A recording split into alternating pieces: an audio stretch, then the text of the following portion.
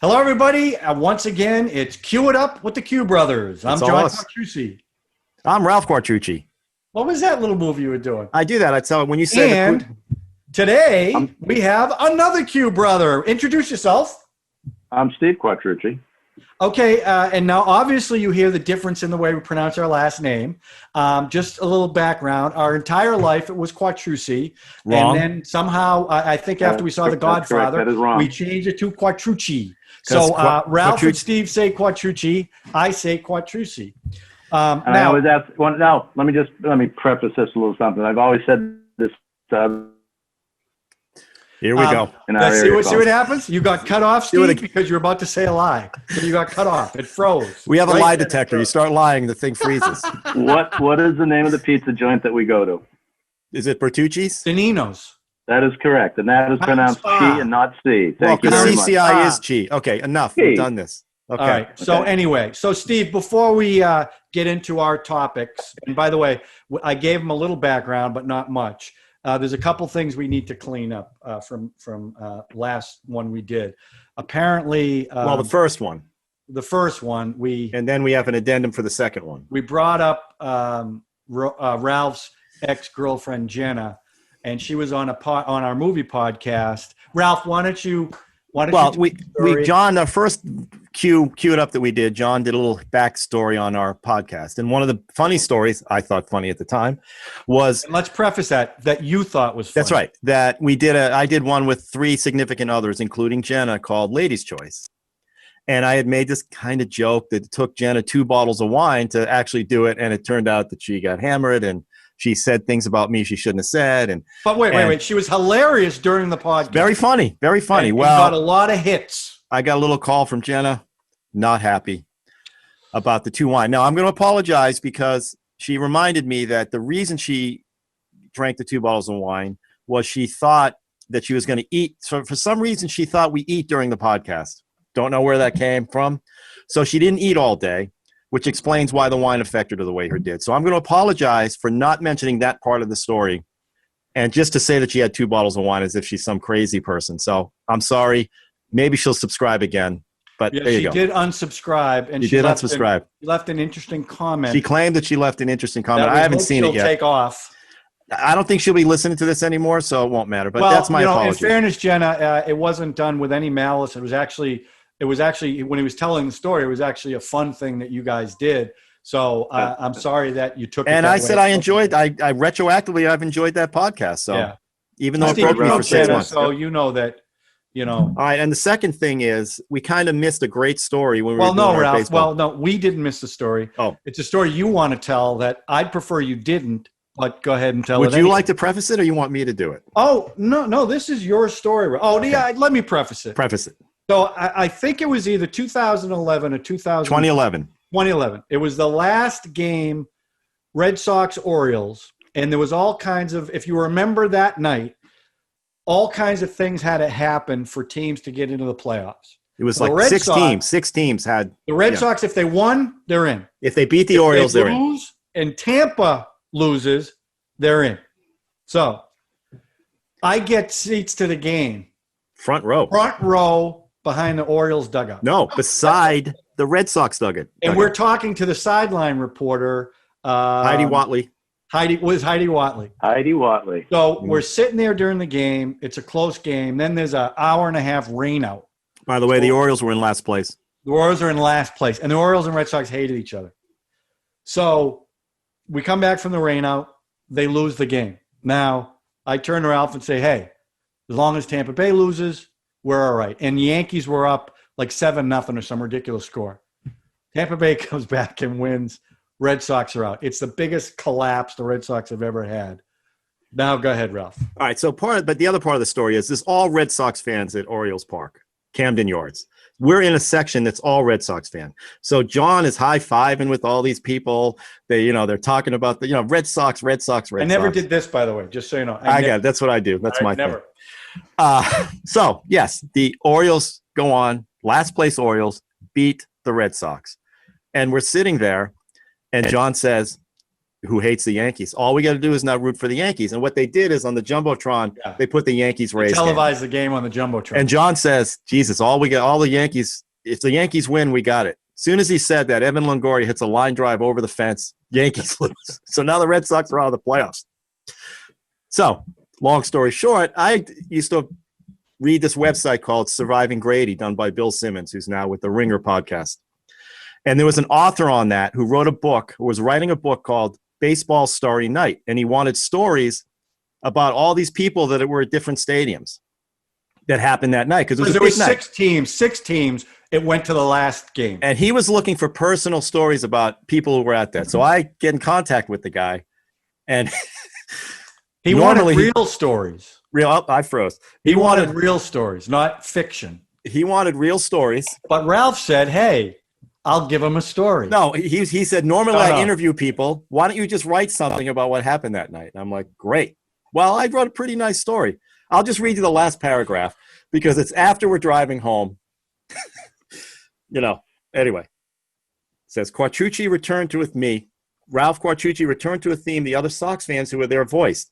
The salt in the wound exuberance of the Baltimore faithful, treating the victory as if they had just won the World Series. Even more painful when you consider they were in last place. But I understood them enjoying the misery that all those Red Sox fans were feeling at the moment. Then I looked at my brother John.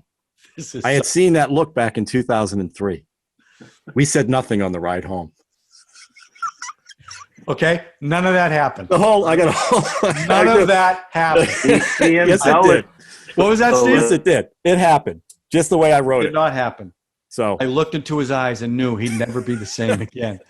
Now, I just remember that's a good freeze for him too. If you had said that in 2003, I would have agreed with you. But after, let's see, they won 2004, 2007. So they already won 2 championships. Right. So it wasn't as earth-shattering as Ralph made it sound. He looked into my eyes and I knew. You know what? But it made a great story. So there you go. It was a story, though, but it was And I'm in print, on page, whatever. Yeah. It's called Baseball Story Night. You should read it. Yeah. It's pretty good. It was awful. So the other thing was, Ralph, you didn't believe me about this. Oh, not great lighting, but this is the actual Twin Towers.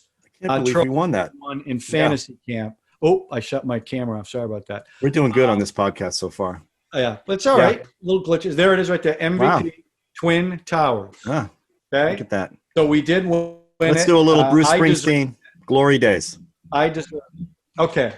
So Glory that's days. it. So we wrapped up some of those things. Now, Steve, the reason why I wanted to bring up Young Frankenstein. So on our podcast, we did Young Frankenstein, and you were supposed to be on it, but you couldn't.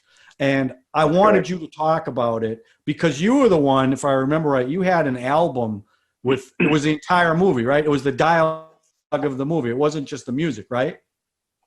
That's correct. And you used to play that all the time. Over and over again. Yeah. All the time. And you know all the lines and everything. So give us a little background, why you liked it so much. What is it about it you like? Did you see it in the movie theater, that type of thing? I believe Ralph and I saw it. And I think, like you said before, that we were going to see something else and went and saw that instead. Yeah, I think Papillon. We were actually going to see Papillon get sold out. We go, oh, we'll go watch that. Oh, Steve was with you? Because I think so. I didn't know it was Steve. Right. Okay. Sorry. And I don't remember I buried if the I'd lead. known of Mel Brooks at the time. I don't think prior to that, what movies were out. Blazing Saddles. Didn't we go to the drive-in and see Blazing Saddles? No, I don't think I saw it at the drive-in. Oh. I don't think I saw that before I saw Young Frankenstein. So I don't think really? I really knew who Mel Brooks was. Yeah. But then after seeing that, I just got hooked. Pat LaSiver and I, a very good friend of mine, used to recite that at work every day. And he used to do the lines from it, Frau Blucher, and all that. And it continued on for years. Still does. And I just think it's one of his best. Every little scene in that is just a comic gem. You know? Do you like Gene Wilder in that? Oh, he was incredible. He was absolutely incredible. I mean, he was a perfect, almost straight man sometimes too. Well, he was. I mean, he wasn't really a straight man in that movie. Now, how about Ralph? And Marty Feldman. Marty Feldman. Ralph made Did a I big say deal Marty? during I our did, didn't I? podcast about Terry Garr, about how he was so in love with Terry Garr. How about you? I would say the exact same thing. I mean, she was the hottest thing then. She was the hottest thing, you know. Still. And like I had said before, and I told you about Butch Cassidy's Sundance Kid. Those two, the scene I think I talked about with you, Ralph, was the Catherine Ross. Yes. It's another rape scene we talked about tonight. It wasn't a rape Right, scene. look- Well, he back pulls a now- gun on her and he makes Yeah. her take her shirt off. Right. It's- And they Right, laughed right. about it afterwards. Of course they did, but you didn't know that at the time. Right. But that was Right, super right. cute. She was cute as hell. Well, it was just so as a young boy, man, I was like, this is they're gonna show something. I'm like, Yeah. you know. Oh, that kind is of, Butch Cassidy you're talking about. I got a strange Yeah, yeah, tingling. yeah. Strange tingling Huh? in my loins, I remember. Well, Ralph saw yeah, Clue. something like He that. was 6 when he saw it. I saw Clute when I was about 11. Okay, but anyway. So how do we get to Butch Cassidy from Young Frankenstein? You went There we to Catherine Ross. There we Um, go. So do you still have the album? You know, I may, but I have albums in the back steps of my garage, all stacked up, and I haven't touched them in. Used to 15 play that. Stack this way or all this the way? time. This way, Okay, good. not up and down. Whew. You know, We I wore remember- that. I remember we wore that album out. The scene Yeah. I remember was when off the album is when he was trying to when he said, "Don't open the door, no matter what." That scene is the one I remember from the album. Open the door, you son of a bitch! I was just I'll kidding. kick your own head. Can't you guys take a joke? Hello, Hello handsome. there. Hello, Handsome. handsome. Okay, what's your favorite line from the movie? That's a tough one, right? Because you always used to say, "The feeling is a mucho." The feeling is mucho. What I would knockers is say pretty good. his arms, his legs.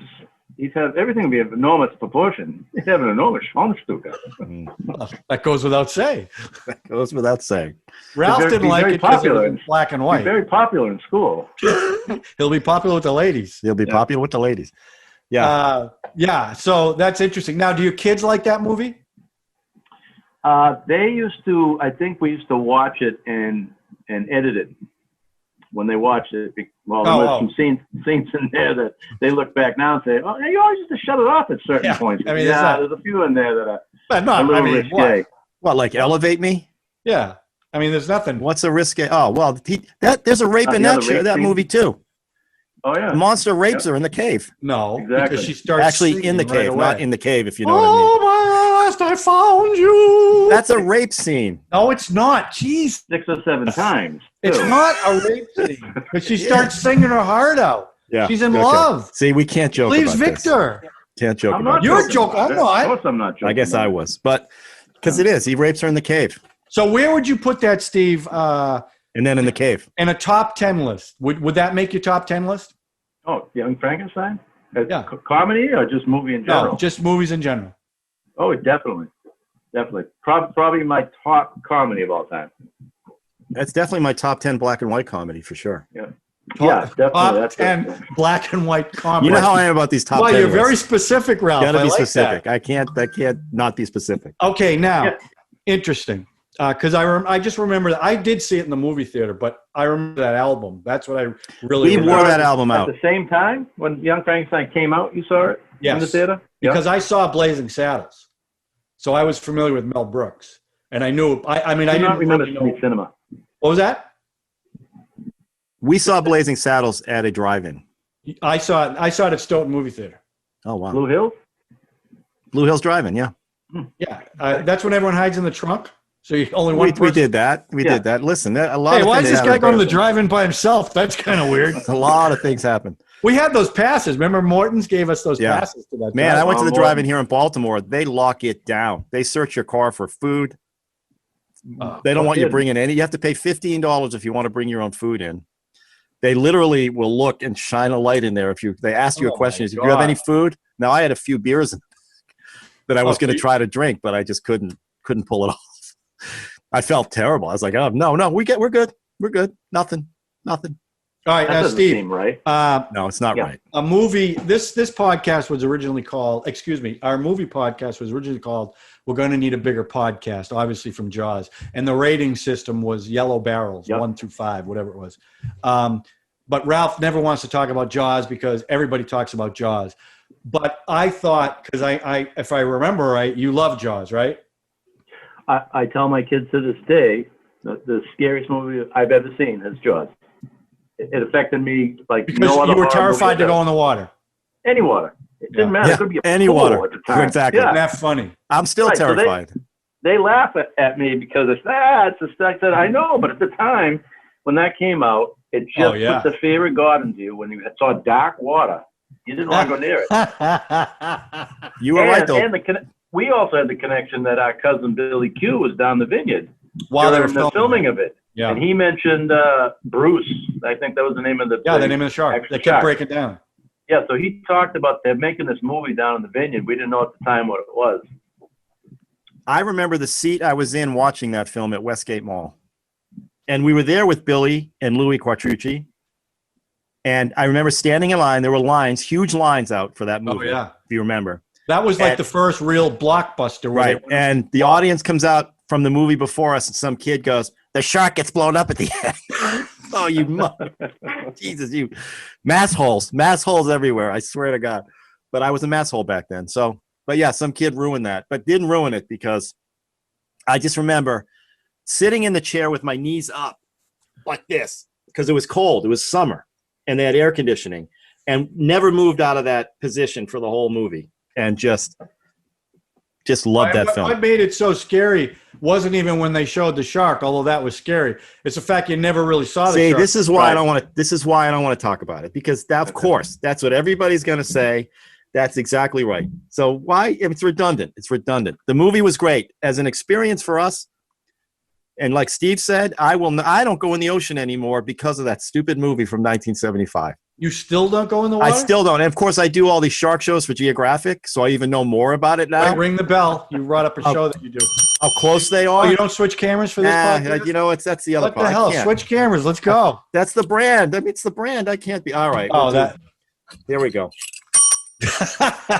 So I do a lot for the shark, and I realize these drone shots now that go up over Cape Cod, and you see all these great whites just past the breakers. That's so Jesus, because of all the seals that they're letting swim around.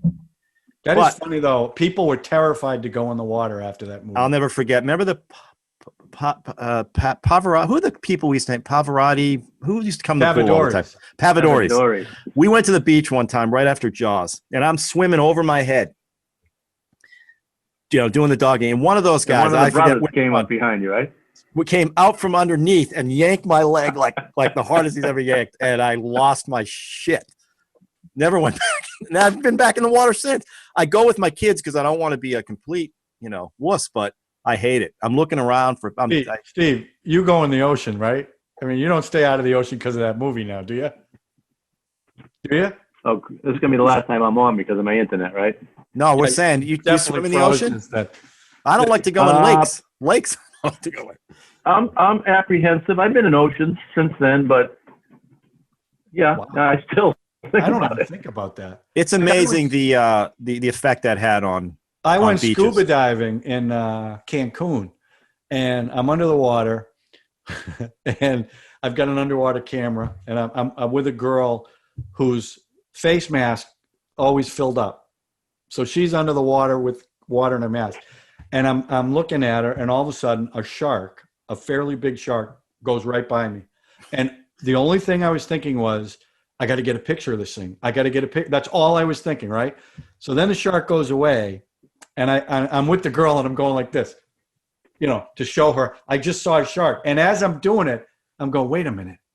Every movie like this, it comes up behind you when you're looking the other way. So now I'm flipping around going, the thing's going to come up behind me. But I never once thought this thing's going to, originally it's going to eat me. So I'm not afraid to go in the ocean because of that movie. But I will tell you, when I didn't see it when it first came out. I saw it about 6 months later. So I didn't see it at the height of the thing. But I remember. That's probably why you're not afraid. I remember looking in a toilet and going, this thing could come up through the toilet. That's what I mean. That's how strong it was. Yeah, that was crazy. Totally. Listen, I saw Grizzly at the Stoughton movie theater. I remember seeing Grizzly with Kevin Hanley. Grizzly. Clint Walker. It's a Jaws ripoff, and walking back through the woods going, oh, shit, here I go again. Now I'm worried about grizzly bears. It's ridiculous.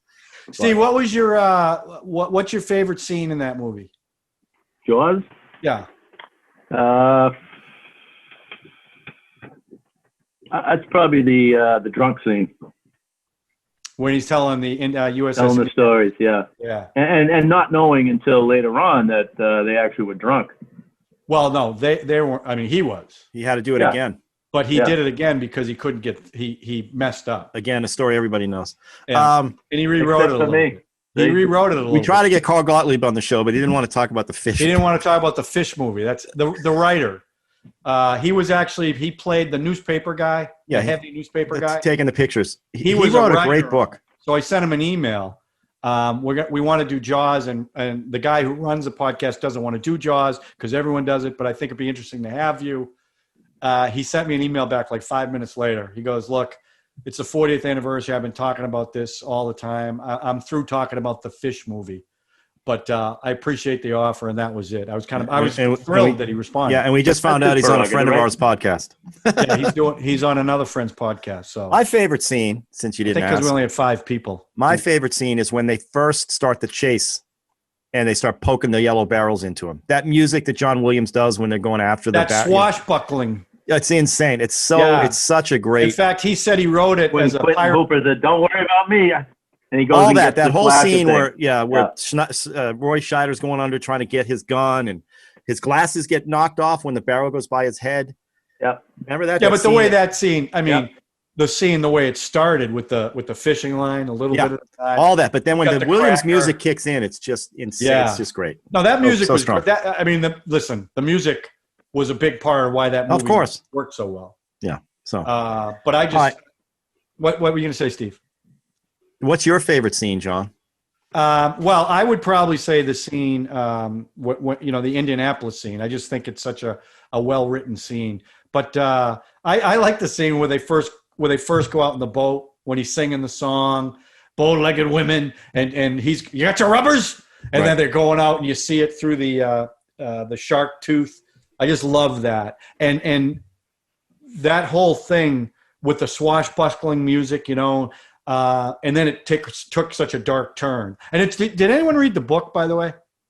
I don't think I read the whole thing. I mean, the book is so Hooper different. Hooper and the wife had an affair. And Hooper dies. Hooper dies in the book. And the shark just dies by the sheer weight of all the body blows it took and the barrels and all that. Yeah, I mean, that, the shark tank. And did you know this little bit of trivia? You probably do, John, because you know all of it. But the sound of the shark dying at the end? Yeah, Spielberg. I did read it, but I can't remember what it was. He used the same sound in Duel when the truck and then in Jurassic Park, somewhere, I think Jurassic Park might have the sound of a dinosaur or something. I don't know if he used Jurassic Park or I don't know. But yeah, he connects all his stuff. So anyway. But just the disastrous making of that, how everything went wrong, how he was. I think wasn't he 25? He was young, right? Yeah, very young. They brought hookers onto the island for him to relax him. Well, you got to read the Jaws log. But that's famous. Dreyfus is always going. Yeah. The shark's not working. The shark. He tells that story a zillion times. But again, the movie wouldn't have been nearly as good if that didn't happen. Right, and the boat's sinking.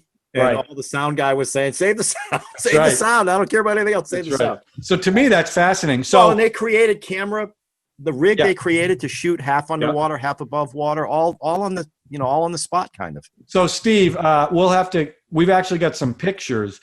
The shark in the pond scene, and you got the road that goes across, and there's a bridge from where the beach was to where they go to the pond where the sun has that, where the guy loses the leg. So everyone on the vineyard dives off that bridge. It's called the Jaws Bridge, and everybody just flips off it. So we've done that many times. I'll get some pictures in this. Wait, you dove in the water there? I don't get it. Oh, yeah. There was a guy actually killed in that place in a little boat. And the current is really strong there and will push you right under the bridge if you don't go right across fast. Yeah, but we were doing backflips off it and everything. But I don't even know if they do it anymore, but they don't do it anymore? If you Google Jaws Bridge, Billy Q and his daughter were on there. What, diving off it? Them jumping off. Oh, really? Yeah. Yep. See, that's interesting stuff, Ralph. That you can't get that anywhere but here. I mentioned guy who knew about the Bruce. Yeah, you Bruce, mentioned. that's Well, we Billy. mentioned that. Billy. I said Billy. we could, Cousin Billy. we could get Billy to come on the podcast to talk about it. That would be a different perspective. Well, he than, put on some weight. I don't know how he'll look on screen. Well, it's just a face. It's a big face. He'll make John- John, he'll make you look thinner. Think about it as a positive. It's a positive. Your face, I mean. Come on. We've talked about well, not with that face. that. Exactly. Hey, listen, By the I'm way, you trying to talked get to into that- this quick you talked here, to right? that Let's woman not who talk made around it- me. What was that, Steve? Let's not talk around me. I want to try to get into this quick. No, this was the line on the Okay, cruise Steve, you where got a fat face too. I mean, you want to doubt join about in? I mean, you really no want to doubt hear that? about it. We talked about it last week on the cruise when that girl who I wanted to do some work with Time Life said, "Not with that face," and I overheard her. Well, Ralph had a conversation with her recently about it. she said we made her whole day that day that we were talking about that. She's one of our fans. She is she's one of the three. Well, including us. So 4 actually. So, Steve, let me ask you, again, we got a little time. So, movie-wise, Yeah. and I don't want to ask you for your top movies of all time because it's all based on genre. But, something I always say on these podcasts is if a movie comes on, I will always watch it once it's on. Like if I'm flipping channels and it comes on, I'll watch it. Is there any movies that do that for you that you can think of? I mean, Jaws, absolutely. I don't know. I guess I'm not as a big movie buff as you guys are. You Certainly. sound like though you watch a lot with your kids or no? No, younger. It was mostly, a lot of Disney stuff. Huge Disney, because at the time they were growing up, the movies were coming out. So Right. That's when Disney animation was just really getting a new taken movie off. would come out. Yeah. So that Wow, was that's funny. And Singing in the Rain was a big. I used to play that. Yeah, all the Julia time. talked Yeah, about I have to talk to you about that. It seems like you tortured her a little bit as she was growing up, playing that Oh, well, over and over every morning to get him up. Ralph hates the movie. I can't stand that movie. I And mean, it I was understand. I It was understand. like I like Dad. It was like Dad growing up. right. Of course, he said that. Dad Right. with the Johnny Cash and the Grease Exactly. and whatever else he John played. Philip Sousa. John Philip Sousa. Julia mentioned that, and I said you should be arrested for child abuse because that seems horrible. But I do Steve, like you the should music. know I that she just talked about it so fondly and her I love. saw for the movie. podcast. yes, I Oh, you saw she it. did. She did. So I thought that was really nice. No, Plus, I brought my great kids. I faith in raised my movies. children on horror movies like Yeah. Max. Yeah. Max, All the little kids watch Clute. not Clute. Oh, Actually, no? one of the movies that I did let Max watch ended up in one of my divorce papers. What do you mean? Oh, that you let him watch it? Yeah, his mother came home and we were watching Store of Echoes with Kevin Bacon. Oh It's a my- great movie. How old was he? Jeez. I'd say, young. Like I don't how? want. I don't That's want the to teeth say. and the fingernails. I'd rather not say. Yes, Wait a The minute. He one- wasn't the- like younger than 10. the little girl in the chimney. Was he younger than 10? The little girl in the chimney. That one. And now Bella's become my. Bella and I go see all the not horror, like she's not into torture porn, but like The Witch. They talked about Babadook on the last podcast we did. I never. Bella's heard. really into like psychological kind of horror films, and it's great. I love watching them with her. We How have a old good was time. he? Yeah, he was young. Was he younger than 8? He was young. I don't have to say, for fear of getting, Well, I think young. Young sums it up. how I old think is young. he now, Ralph? Let me just say this: he probably shouldn't have been watching it, but he loved it. Yeah, he loved it. He loved it? We enjoyed. Anything else, Steve? Movie Put you on the was spot. Yeah, I it's don't tough. know. I'm not. How about I'm you, not Ralph? a big Ralph, a movie that if it comes on, you'll watch it. Elf. Ah, Michael Elf, Clayton, you know what? Zodiac. I love Michael Clayton, the end of it. I love that end scene when he's Yes. standing behind the door. I love Yes. that. Oh, pretty weird, huh? Yeah. Arthur's walking around here somewhere. I'm just kidding. He's great. Yeah. She's great too. She's Yeah, great she's very- in that film. Very good. Ida Swinton is great. Yeah. So I'd watch that one, Zodiac. I mean, I've these never seen Zodiac. you have not seen No. Zodiac? Mm. Okay, there's That's about something. Scorpio, right? The killer. The sniper. No, it's about Zodiac. The Zodiac killer. Dirty Harry, wasn't that Scorpio? No, based that on was right? well. Scorpio was in Dirty Harry, Yeah, but that was but based the on guy Zodiac. Michael, who's the guy that plays Hulk? Mark Mark Ruffalo played Oh, I went out. played the cop who Bullet is based on. Oh, He's Bullet. He's Steve McQueen? Bullet is based on the cop that Mark Ruffalo played. Oh. Who was a big Zodiac detective. It's a great film. Did they ever catch the guy? No, he never got caught, but they have theories on who it was, which is what that's the approach the movie took. Gotcha. They had their answer. And David Fincher did it. David Fincher grew up in the Bay Area when it was going on. So it's a very detailed film. It's great. It goes on forever. It's like 2.5 hours, almost 3 hours long. It's fantastic. So that wherever I drop in on that one, I'd watch the whole thing from there on. All right, cool. I think it caught me off guard. I'd have to think about that. Okay, no problem. Well, on this show, we don't do it that way, Steve. We kind of do it spur of the moment. So you blew it. Basically, you blew it. So but here's that's okay. what I want to do think now. Of something. All right. Steve, Ralph and I were talking sports, sport movies, and then it led into fantasy camp. But part of that, we started talking about playing baseball when we were kids. And I started to think about our childhoods and the way we were brought up and the things we did as kids. And I don't mean just how mom and dad brought us up, right? Because obviously that affects how, that can affect you as a child, obviously. But I mean, in our neighborhood, the stuff that we used to do with the other kids. Like, for instance, let me give you a real simple example. At 5 years old, we were walking to the convenience store to get our parents cigarettes or whatever, right? You would never, and I'm not a parent, but I assume that you would never allow your 5-year-old kid to do something like that now, right? We were walking Ralph back and I were and going forth. to school at 5 and 6 years old. I was going there by myself because you were behind me, right? So I was going year. I was there to protect you from Jimmy Jackman and Rene Rafalco. Oh yeah. I did not not able to do that, but no, I you got didn't. The picture You blew that she one. kicked That the one crap you blew. out of both of you, didn't she? You had me right by the nads, and he wouldn't help me. He had to run home and get a picture of me. Go home and get a picture of your brother. I'm going to keep him here the whole time. I was probably 6 years old, 7 years old. I remember you going. You running him up. I got to get a picture of Ralph. Renee's got him by the stones. Yeah, that was good. You think about that. You know that I told you that she's the mother of a friend of one of my kids. Oh, really? Yes. Did you ever bring that up? That she had me by the tough? No. Is she still tough? I do not bring that up. No, you don't know. I think you should.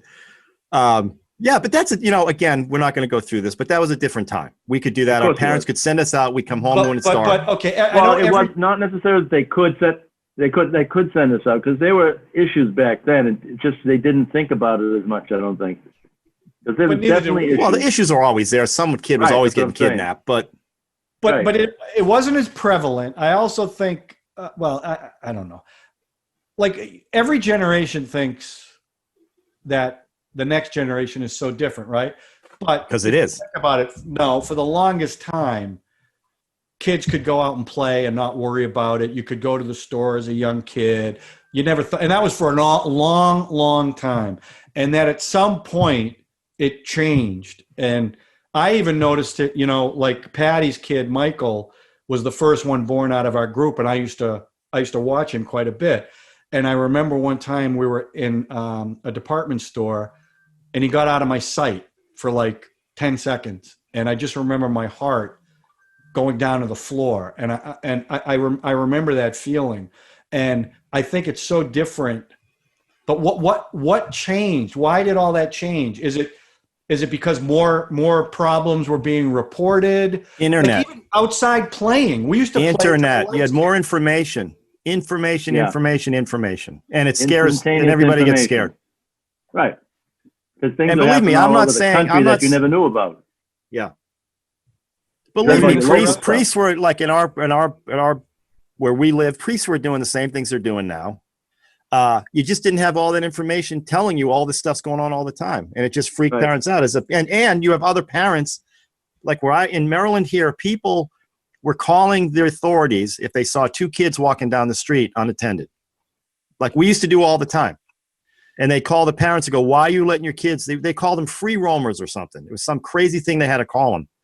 And they were like 10, 11 years old. It's not like little toddlers. It's like, 10-year-old, 11-year-old. It's just, we got way more information than we ever had before. And everybody's afraid of everything all the time. Yeah. I think we were lucky. We were lucky to grow up the way we did. I absolutely agree. I think you have the issues and you should be aware, but it's become to the point where they've gone too far, helicopter parents and everything like that. I mean, you got become kids. that. You got kids who are terrified to leave their front lawn, because they're worried someone's going to scoop them up. And I'm not saying that couldn't happen, or as a parent you shouldn't be aware of it. But I just wonder. I just think about all the stuff we used to do. I mean, remember you used to play in baseball, Steve? We'd have 13 kids. We'd walk up to the baseball fields. We'd play all day. I think, and I know I sound like an old man. You know what? I'm going to say something here that's going to be a little controversial, I think, right? Part of it is we grew up lucky. Things didn't happen to us, but we have a couple people in our family, our sisters, who things were happening to them in our home that if we look back now might go, hey, there's some shit that was going on. Uncles who were doing things or saying things to them, friends who were coming in and saying things and doing things to our sisters that we never had to deal with. Like, we're lucky we didn't have somebody molest us as a kid. And it's not that we're in those situations, because I have lots of friends who I'm hearing stories now that same age as I am, who grew up in a completely different situation. So you got to kind of give it, it's a luck thing. Didn't you tell us about a story? I don't know which. Involving you? Me? I thought that was a joke. You mean the drive-in? The drive-in? No. A joke? No. You didn't say that was a joke. Come on. I think it would be cathartic to open up. No. I know what you're talking about. You're the one who brought it up. You threw the girls under the bus. No. What kind of joke? I didn't throw the girls under the bus. What kind of joke is that? I don't find it funny at all. It's the joke. I know what you're talking about. The drive-in. Ralph, I don't disagree with part of that, but that's not why we were able to walk to the store at 5 years old. That's not why we were able to walk to school. No, I'm saying we were lucky nothing happened to us. But a lot of kids at that time were lucky because we were all I'm not disagreeing with doing that. it. Right. It wasn't like it was only us. So I don't know if I buy some of that, but I mean, it was just such a different world where you didn't think twice about, Ring Olivio and the whole circle we used to play for hours. Again, well, remember too, what? We had no internet. We had three channels. And that's we had 3 channels of TV. We had that video game, which you put a piece of paper on your TV and it's a hockey game. Pong, another sliver. It's a tennis game. We didn't have much entertainment inside of the home. But I think that's interesting because I think part of the problem is with the devices that kids don't look to do that stuff anymore. It's 100% of the problem. It's not part of the problem. Right. And, Steve can attest to this, trying to organize kids to do anything. Well, and explain why can Steve relate to this? Because he's a parent of 6 kids. Right. Steve's got 6 kids and I have 5 of my own. And trying to get any kid to go out and do something without you supervising that or telling them how. You remember going out in the woods and playing hit the bat and we would just do stuff. Right. Now, Dad and Mom they were with us all the time. They were doing stuff with Mom and Dad were playing wiffle ball with us and all tennis and hockey and all that. But we never needed Mom and Dad to organize something that we wanted to do. And we had enough friends. That's because we didn't have the choices. We didn't have the choices they have now. Well, that's true. I can't imagine if we had video games at that age, we'd be doing the exact same thing. Yeah. No question. John, you would be that way. You were almost that way with the video games that were out there. No. Wouldn't you agree? You got 15. You have 10 pinball machines. Playing ball, always. I mean, we had Atari. At the time that was super high tech. You had more than Atari. Well, but later on when I was old. How do you pronounce that? Right. Atari. Atari. How do you pronounce it? Oh, Atari. I'm sorry. Atari. But I just think. Oh yes. What? The phone situation today is just becoming, and after seeing that Social Dilemma thing, it is scary. Oh, did you watch that? I did. Almost made me throw my phone away. I've attested to that I'm not trying to toot my own horn or anything, but I've always attested. I'm no social media in my life. Yeah. I want to go back to this. If I could not have to use my phone for work, I would go back to this one right now. I agree. That Social Dilemma freaked me out. And I can see it with the younger kids today that it becomes an appendage, and every opportunity they have for spare time, it could be, and it happens with my kids. I'm no fault of theirs. I mean, that's part of the generation. But you can sit down at the table, start eating lunch, and immediately their face is on the phone while they're eating. They're just they text each other at parties. They text people who are there at the party. They text each other. And that's become something that they. As you're looking at your phone right now as you look at your phone to see what text just came in. I just did the same and thing. The whole thing with the bubbles. I was talking about bubbles? Nick about the bubbles on the text. What's the bubbles? The way they represented the AI, the way those three guys were playing that scene. It's the same guy, but the three. The way they would manipulate the AI for when you swipe and get what you want was just an amazing representation of what's going on. Well, that's what they're doing. Deep of down. course. And I'm just as guilty. As I'm flipping through news, I know what it's doing. It's aggregating so I can get what I want to see. And it freaked me out. Do you guys think do you think this makes kids grow up faster than like the way we grew up? Oh, I would definitely say so. Because you know what, like for instance, like wait a minute, let's clarify this. I don't want to get crazy. They know more faster, right? But they don't grow up faster. Because I think they're staying in the homes longer. The dirtiest thing we ever saw was Playboy magazine, and if you saw that, it was real scary. Not at some of the houses I was going into. Now you have access to anything, and it's like. I used to love the Sears catalog coming in the house. Oh. Just to look at the bathing suits and the underwear, okay? That was the big highlight. Right? Now they can just get anything they want. Raphael, I go in his room and oh my God, I couldn't believe what I saw on the screen. What did you see on the screen? Might have been something that he shouldn't, but what am I going to do? It's pouring in. That's what I mean. I mean, there's so much good. Yeah. There's so much good about it, but I don't know. That's the whole point of this show, John? The social dilemma. No, I'm gonna watch it. Oh, I mean, you gotta watch it. The guy said none of us go into. No, listen, none of us look up something. You look up something on the internet, and all of a sudden, every ad you get is related it's even to deeper than that. What you just viewed. It's psychologically what it's doing to you. Colors and everything. Yeah. And you think about these kids who their whole life is, and now with COVID, and they're stuck at home, right? Which isn't helping either. No, my God. Their whole life is on that thing. Every information they're getting, every like and dislike is affecting them in a way that's just you know how you feel when you get likes on our videos. Right. Even that's ridiculous. It's terrible. But like I said, I think they know more. They're getting more information. I don't think they're growing up faster. As a matter of fact, I think there's a lot of arrested development. Well, I think their maturity level can't process some of the stuff that they're taking in. It could very well be. Overloaded. They're overloaded with information. Yeah. I don't. And that's part of the problem. And that thing even spelled it out that there's more anxiety than ever. And I can see. Yeah, but the other kids are now competing. Of course. When you used to compete with kids in high school, and that whole.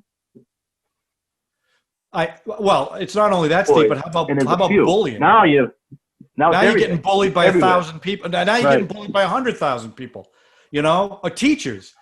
I'll say this about them: they're the most egalitarian generation we've ever had. I have no idea what that means. That means they don't judge anybody for anything except who they are. There's no racism. For the most part, they accept everybody for who they are. This is the generation of the theys and the. It's great. It's fantastic. They're going to change the world, but. They're stuck in a house now with their parents, probably, or wherever. I don't know how this is all going to turn out. It's just terrible. But, having said that, they get a lot of information coming in on their phones and their computers and their TVs, and we're all doing it. But it just seems like it was I hate to say this because it sounds so old, but it seems like our childhoods were just so more simple. Innocent. And now it's just. I think innocent is better. Yeah. Okay. Fair enough. And again, that has to do with no information coming in. Yeah, we were ignorant about some stuff, and maybe I don't think in some cases that's bad either. Well, also, I don't want to get into it. Like Spotlight. Have you seen Spotlight? That movie? Spotlight? No. Yeah, about the Boston Globe breaking the priest. Oh yeah, yes, I saw that. Yeah, I know about it. I didn't see it. And how the parents would just give the kids over to the priest because the priest has a certain stature, blah blah. So yeah, I mean, I think information is good. These kids, they're smarter than we were, but I just don't think they're having the same. Obviously, they're not going to be able to buy houses as easily. College education, like we were saying, I was all in for $7,500, all in 4 years, Bachelor of Science. Okay, these kids can't even get books for that for one semester. It's impossible right now. So. Anyway, that's my rant. If that's a rant. Is that a rant? I don't know. Kind of. Yeah. little Not bit. a bad rant. Yeah, it's not bad. It really doesn't have anything to do But with what I was Steve, talking you still do a bunch with your kids. about. And I just don't know how you do it. I don't know how you keep that energy up. It's amazing What with do you all the mean? work you do, just to be able to keep. Well, I would say this. I think part of why you do that is probably the way what Dad used to do with us, because you're doing the same thing I Dad definitely did think the way work-wise. our parents brought us up as That's what I affected mean. me the way. Yeah. I mean, you do this. No doubt about You it. took over the business, so you're working all day, and you still make time to do stuff with your family all the time. I don't know how. And Dad always did that. We always saying Dad, but Ma too. She had 5 kids at 27, so Right. she had her hands full. But I think that's part of, that's part of who you are, right? Yeah, they were always involved with us. Yeah. I don't. They weren't the type of parents that didn't want to be part of it. They would definitely, and that's the way I think I hope to bring up. Well, it's funny. We Always talked about enjoyed it and want to be part of it. I don't want to. Yeah. we talked about the drive-in. There was lots of stuff that Mom and Dad didn't know was going on. And it was better off that they didn't know. I think so. And I would never want my kids to do what I was doing when I was 16 and 17. Why, you don't think they are? I don't think that they are.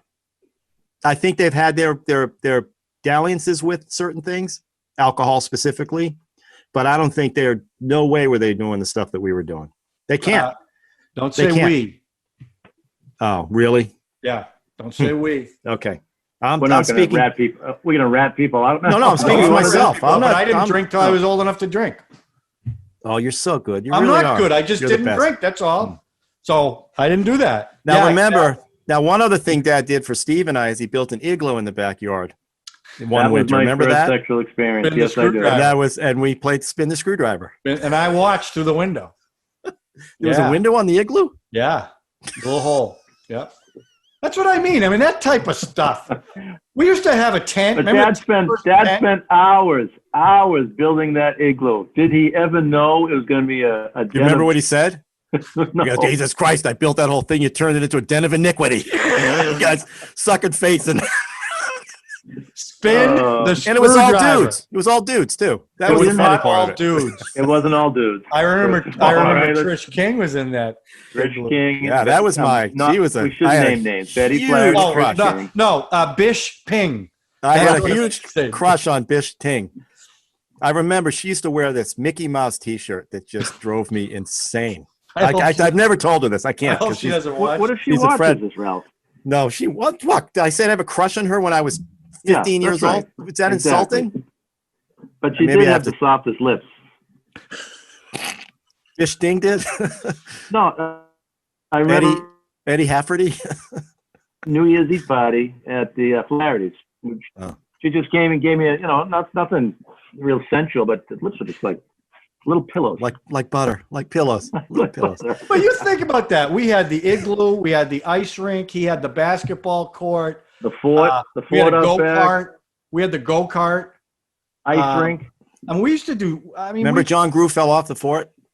Yeah. Do you remember Never that? saw him after The that. plank was the plank was hanging over the roof, and he was sweeping the top and walked out on the plank, and He wasn't too bright. But that we was fun. had- Kids we had barely an got hurt back in above-ground those days pool. either.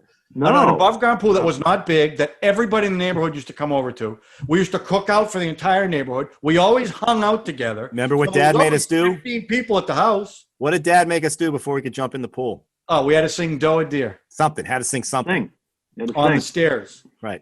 And we've got Super 8 movies of that. I hope you got those, Ralph. I got him somewhere, but I'm not. Oh gonna- my God! But we didn't have a lot of money growing up. But I don't think any of us said, "Oh, we don't have a lot of money." I mean, we never thought that because we were Never always- even that never even occurred to us. So that we here's were- here's how bad my dad is. One What? Christmas, my grandfather buys us a portable television. I think it was 20 inches on a cart, a wheeled cart. Chrome. So Chrome cart.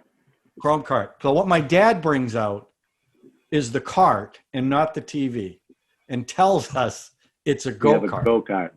So And you went out there in boots. The Quattrucci brothers are out on the street in a TV cart, running around like it's a go kart, and I'm sure the people are going, honey, the Quattrucci brothers are on a TV cart. What the hell's going on? And then he's laughing his head off and then brings out the TV. I'm going, what the? And we were like, hey, this is cool. This is so cool. But we had Pong. Remember we had Pong? Boop, boop. Well, I was just thinking, I don't think we were, as kids at that age, worried about how we dressed and how other people were looking at us. We didn't have to have sneakers and all that. There was none of that pressure. We had Sneaker Outlet. 2 pairs of sneakers. And Sears Big Yank jeans and Garanimals. Thick Garanimals. But I'm saying, as peers of each other, yeah, we other didn't kids, think about that stuff. it didn't matter. That only happened when you got a little bit older. But kids, I don't even kids think at a much younger. Yeah, it happened like in high school when you see other kids. But when you're younger like that, between 5 and 11, maybe 12. I wore women's think that way. jeans in high school. You wore what? On Women's purpose? jeans. On purpose. Yeah, me and Billy Q. They were laced on the side or something. I remember that. Him and I had a pair of them. We didn't really. We didn't care. You were ahead of your time. You're going through some kind of thing? Were you listening to David Bowie too? What were you listening to at the time? The Cure? Music. The Cure? Queen. Listen to Queen then. Queen. Queen. Greatest night at the opera. Remember getting Steve, Well, by that the way. was the Was other thing, Steve. Steve. Oh, that's Steve. Dad brought the first video camera into the house. Steve brought the first compact CD disc player. Thing was like and a washing I wanted machine. to ask you, was it a Sony? I think it was. I think it was proprietary in the beginning. I remember. Do you And remember I could not buy discs. Right. I had to buy the demos from the guy I bought it from because there was A lot no of, disc remember available. what you paid a lot of for Glenn that? Miller. $600, $700. Holy shit. I thought it would have been more than that. It looked like a washing machine. It was so big. But it was big in silver, right? Yeah, was and my car had the first CD player. Oh, look at you. I asked the guy, I said, I want a CD player. He goes, what's a CD? I said, it's compact. I never heard of it. They only Was had that the one RX-7? somewhere. Yeah. The RX. The What a RX-7. babe magnet. You must have been a love babe that. magnet. Jesus. RX-7 playing a CD? Oh, man. You're like every douche in every well, I every comedy movie. worked at Service Merchandise, so I had a portable I would consider myself a douche, Ralph, but okay. That in, Well, I mean, I'm just saying that. and then you could play it through the thing. Sorry, I'm sorry, Steve. This is But you you try to did- have a you little had- repertoire here, a little fun. You had the that's all. first compact disc. I remember that. You were a big audiophile. I remember that. I was. Not so much anymore. I mean, Well, you got other priorities. Now look at your I've got workshop. equipment, but I haven't touched that stuff in 15, 20 years. That's Really? funny. I'm loading up CDs right now. CD? I am. I have a 400 CD carousel I got that also 300. plays Two DVDs 300? as well. Yeah, So- I downloaded every CD I own. I think I got Yeah, about- see, I got rid of 500. all my CDs, and I'm now buying them all back. Yeah. No, I still got all mine. I But just I I read like media like that. Well, you see vinyl's coming back big time. Oh, that's been coming back. All us hipsters No, it have been doing hadn't. vinyl for a while. Come on, No. come on. They're Don't you selling- they're clean? selling a lot You of clean your vinyl. thing, and John Yeah. Samuels always used to say he likes vinyl better than CD. everybody. It sounds more organic. I It don't- sounds I- more. I couldn't tell the It's like oaky That's wine, official. same thing. It's My all. cousin John. Well, you just crush everybody, Ralph, huh? Who am I crushing? I just crushed myself. Everybody says that. Well, John said it, all right? And he's not here anymore, God rest his soul. But R.I.P. why don't Rest you in take it power. easy on him? Rest in power. Rest That's in a new. power? That's a new lefty saying. Rest in power. Yeah. So anyway. You guys got to get on it. Left is best. Yeah. Oh Anyway, wow, that went quick.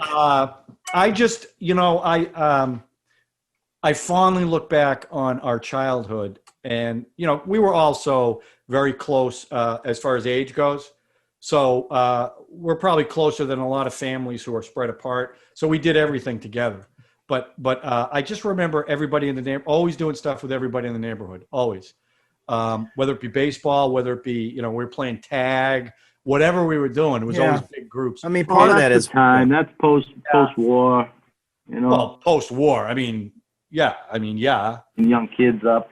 It Yeah. was just so different. But it was a very happy child. I think we all, I can't speak for Patty and Marie, but I would like to think everyone had a happy childhood. no. In fact, What I mean about Patty and Marie, they were dealing with stuff that, as young women, we didn't have to deal with. That's all. Yeah, but they had a great life. They were with us. As an adult, you can look back on it and say, well, that was skeevy. But back then, you probably weren't even thinking like that. You know what I mean? No, they were telling me back then it was skeevy when one of my friends would come in and she could see his, Well, yeah, but that yeah, that I'm was sure. your friend. Yeah. I mean, I had the you only hung out skeevy with some friend. sketchy dudes, man. I guess I did. Turns Yeah. out maybe I did. Yeah. What's your driving story, by the way, Ralph? You really didn't tell. You kind of brushed it off. No, I said I saw Clued at 12. Very Yeah. confusing film for a 12-year-old. Yeah. With who? That's why I can't wait to see it That's the again. story? With the Flahertys. Oh. Oh. So they brought you to Clue at 12. Yeah, somebody Well, how did. old were they? Well, they were the same age, right? Pat, how old was Pat? No. Pat's a little older No, than Pat I was. was 3 years older than Okay. Bob. No. Billy and Bobby are older than Ralph. by a 1 couple year. of years. They're maybe 1 2 year. years older. I thought you graduated Pat's same got to be year. 5 years older. than Yeah, but Ralph. I saw Blazing Saddles with them, and I definitely saw Clute with them as well. I was telling Ralph that Blazing Saddles was the first R-rated movie I saw because Mary Jo Stack was working the booth at Stoughton Theater, and she let me in. The manager wouldn't let me in. She goes, "Let him in." It was great. And it wasn't even – I look back on that now. I'm like, what the hell was that rated R for? Well, Do you guys remember the Evel Knievel phase we went through? Jumping our bikes over everything? Yeah, but everybody did John that. Garden and Mike Well, Cole. I had the Huffy Thunder Road. The Huffy Thunder Road. With the Tommy number. Constantine had a mini bike. It had the I got the handles that little you could. handles. That bike got stolen. I was so heartbroken. Yeah, well, Mom Good old bought me days. that for my birthday. Ugh. see, bad things did happen, see? But I got got the it first back. 10 Didn't speed you get bike in the didn't you get neighborhood. hit by a van, John? Yes, but remember the story was John got hit, but because he was reading comic books, he said he was able to roll and get right up. Is That's that the not story, John? So what happened was I was riding my bike to the store. 7-Up store. I had a cough drop, and I called it a super energy pill. So it gave me speed. So a van was coming, and I thought because I took this super energy pill, I could get by before the van went. And I remember turning and seeing the grill of the van. It hits me. I go flying. And it was on, what's that cross street? On Perry? School Street and Drake, whatever that street was. Very. The van goes down like almost to the end of the street. I'm on the ground. My bike is mangled. He gets out of the van and runs all the way back. He doesn't back up. Are you okay? You okay? I go, yeah, I'm fine. I go into the store. Now, I've got my bike. I go into the store, and I'm like this. And I was there to get cigarettes for Mom and Dad. My hands are shaking. She There you goes, go. Another. I just got hit by a van. So then when I went back, I told Mom and Dad. That's the story, my super energy And pill. there was did you get the cigarettes?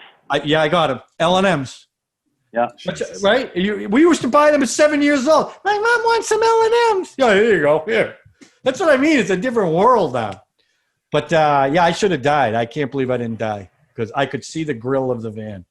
Ugh. Mom saved my life in the pool. What happened? I was swimming in that pool by myself, and I either had to plug the filter in or unplug the filter. I forget which scenario it was going to be. And so I'm half in the water, reaching over like this to pull the plug, and she screams. Oh, my God. I would have been. And then dad, I remember who was the cute girl that lived on the other side of the block? The Cute two little sisters? Jewish girl. I Yeah. can't remember. The two sisters, Cindy and Cindy. Yeah. So I'm riding my little bike, and I see Cindy, and we're going to race. And I'll never forget this. So we're racing around the opposite way. So we're coming around from the Stearns and heading down towards Papa's house, right? And I'm riding the bike, and I'm racing like this. And all I remember is looking at her wheels while I'm racing. And I hear Dad go, Ralph! He screams my name. And I turn around, and I was within 3 feet of a car that I would have probably broken my neck because I would have hit it and flopped over and died. And see, women. I was staring at her bike. You had a problem even back then? So, Dad saved my life with that one. Oh, man, you and the sparks, man. I'm telling you. I'm a spark chaser. You are Turns a spark out. chaser. Steve, any brushes with death? Steve, the big story with Steve is when he broke his arm in baseball. Well, that wasn't a brush with death. That just hurt. No, me. but that is about as gross as you can get. I think no. Ralph and I were together working with Dad on a job. It was a school, big boiler room. I remember that. He was working with Jimmy Martin at the time, and Ralph and I they had stored the pole vault pads in the boiler room, big things, and him and I were jumping on these things and having a good time, and I do this flip off of one.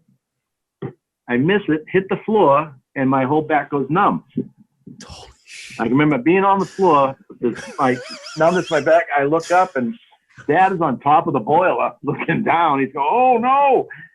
Comes down. I was okay, luckily, but I can remember we were just doing these flips and I just hit. Unbelievable. It made him freeze. Do you remember the other thing Dad used to? Plane crane. Oh my God. What? Remember the other stuff Dad used to let us do? He used to let us rip all the asbestos off the boilers. And we're like, woo, it's like snow. It's snowing. No, did you ever light the burner when you were in the boiler? Did you ever light that? Get the little flame going? Yeah, isn't this fun? Get me out of here. John, you probably went through the same thing. Whenever a house froze in the winter, I always had to be the one to crawl because I was small. I had to be the one to crawl under the crawl space with a hairdryer, whatever the hell we did to get the things. Well, I remember the crawl space at our grandfather owned a motel in Falmouth, Mass, and he had a crawl space. The Vidalia. And it was like you were waiting for the rats to chew you up. It was just it was scary. That was scary. I guess our parents did get us in a lot of crazy. They weren't around much. We worked for That's Mass. why you ran through the door, Ralph. I didn't quite get through it. Luckily, you didn't get through it. It was a double pane glass. But you had stitches, right? You got I hit it hard. That's the same motel. But I didn't go through the window. If I'd gone through the window, I probably would be dead then too. That was the double first time I saw a naked lady. What? You saw a naked lady at the motel? Yeah. We're at the hotel. Oh, God. And we're out by the pool or something. And I look towards the hotel, and in the double window there, I don't know if you remember the English lady that was there. Yeah. Yeah. I saw her. Yeah. Once? I didn't know what they looked like, but I'm like, wow, that's different. See, I thought that was going to be like a Penthouse Forum story. No. What were we? Damn 6, 7 years old? You're not going to believe this, but this really happened to me. This actually happened. No, it just kind of froze me. I remember waking up at Rita's house, and Rita had no eyebrows on. That's scary. Wow. That's like Jaws, That'll freak you out. That was a little scary. That was how was she related to us? Because Grandpa married her later in life, and she's your not grandfather's related to us at all. She's our grandfather's wife. Kind of our step grandmother. Well, yeah. Mom Ma called her my father's husband. My father's wife. My father's wife. My father's wife. Wouldn't call her anything else. But I won a big, her daughter, I won that big photo contest. Remember, I won $2. The black and white. Mary. Yeah, $2. That was And big. you know what? She looks the same, too. Her daughter looks just like Mary. Really? She was Just cute like as hell as a baby. Yeah, Is she she was still? adorable. Yeah. Yeah. She's But exactly. anyhow, we're getting in the no one cares about this but us phase. We're in the weeds.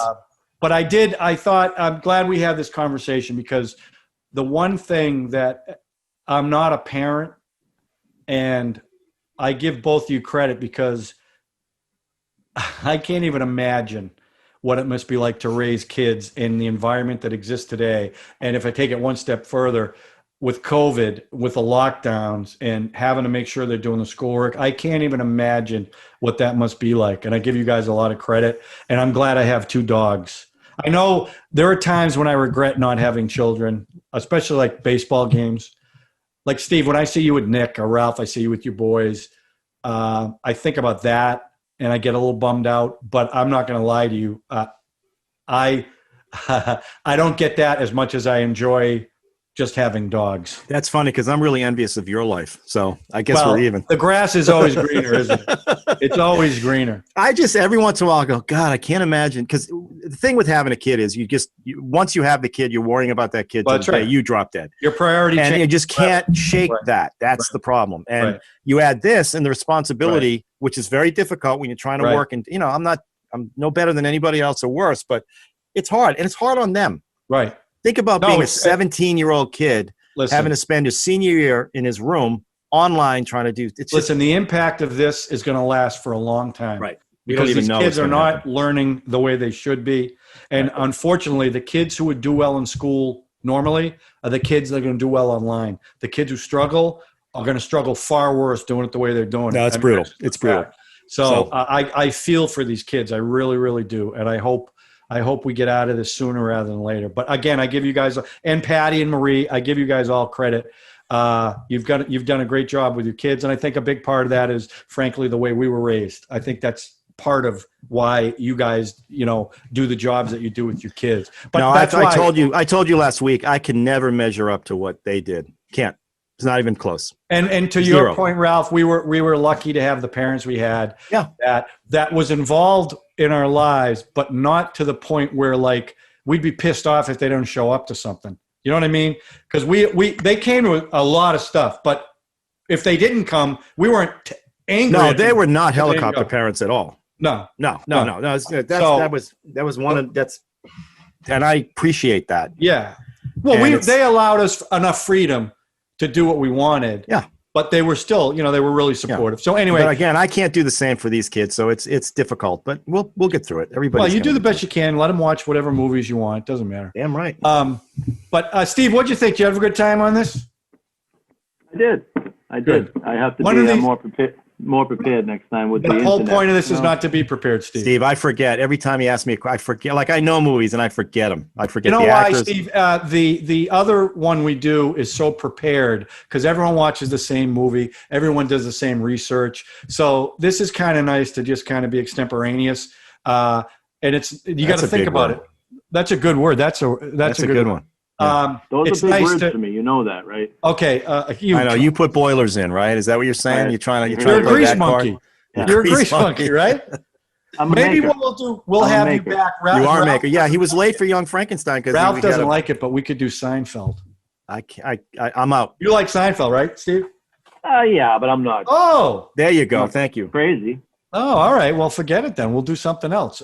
You know what? Next time, maybe we got to get our sisters on it. Well, that's what I was just going to suggest. Maybe what we'll do is we'll get Patty and Marie on for one. Maybe like around Thanksgiving, I'm thinking. Maybe we could, because what I'd like to do is show some of the videos that Dad took in 1980 where we just stuck the camera up there and kind of reminisce about that. I think that would be funny.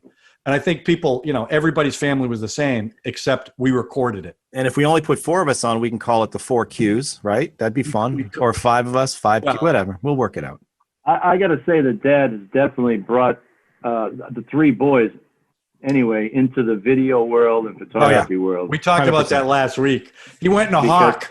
He went in a hawk to buy video equipment where they had no money. It all started with that, with Dad. 100%. Well, it started with the Super 8 movies. I'm saying his love of photography and what he was doing. He's got, Steve and I got our first camera because he was teaching us how to make black and, process. Hey, how black about this? Dad, Steve's on community auditions.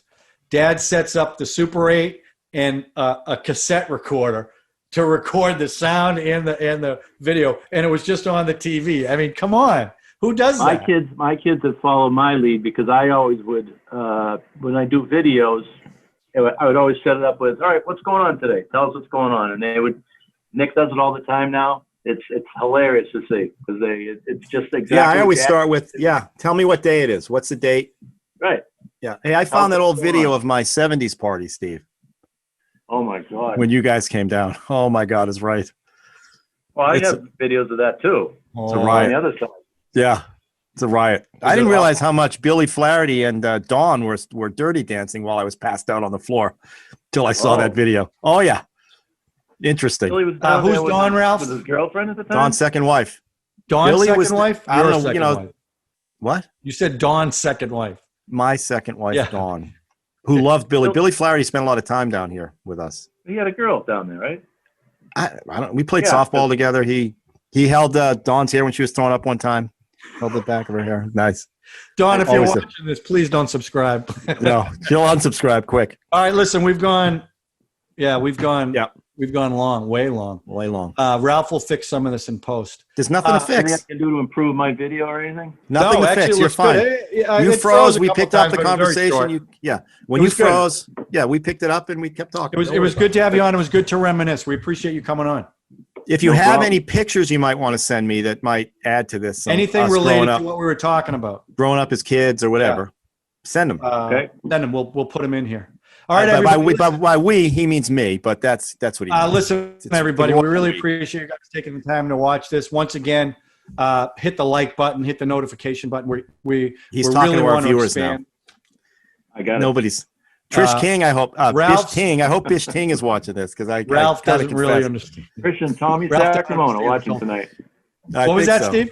I might have to Did you talk say to Dave Carter. I might have to talk to him, let him know I'm friends with Trish on Facebook. I'm gonna make sure he knows about this one. Okay. Don't you worry about I it. had a huge crush on her. I can admit that. She Who knew did? that. She's. By the way, she looks the exact same. I know. She hasn't She changed a looks bit. like She's Sally bathing Field, in Ralph. That's blood. why. I know it. Bam, you hit it, No Steve. way.